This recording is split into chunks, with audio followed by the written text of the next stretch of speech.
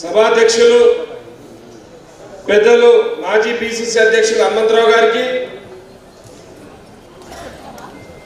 ఈ మధ్యనే పిసిసి అధ్యక్ష బాధ్యతలు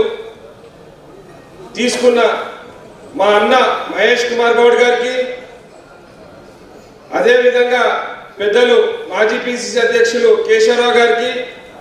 ఇక వేదికను అలంకరించిన అతిరథ మహారథులకు అందరికీ కూడా పేరు పేరున నమస్కారం తెలియజేస్తూ, ఇప్పటిదాకా పెద్దలందరూ కూడా చాలా విషయాలు చెప్పడం జరిగింది. నేను 2-3 విషయాలు మీ ముందర చెప్పడం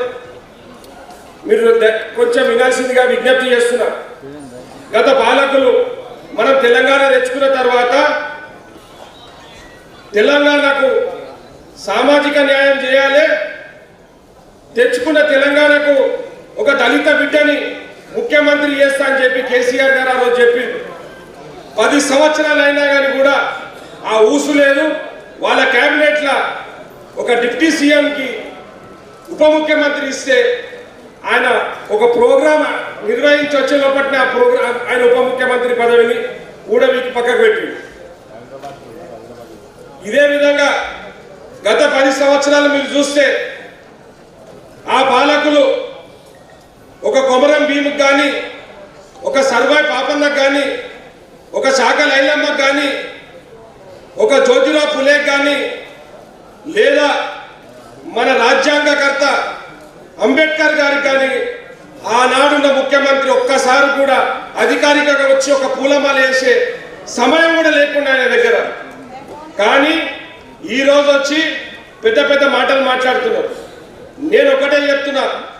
సామాజిక న్యాయం అనేది కాంగ్రెస్ పార్టీతోటే సాధ్యమవుతుందని దానికి నిదర్శనమే ఆ రోజు పొన్నా లక్ష్మయ్య గారికి పిసిసి పదవి అధ్యక్ష పదవి ఇచ్చిన, ఈరోజు మా అన్న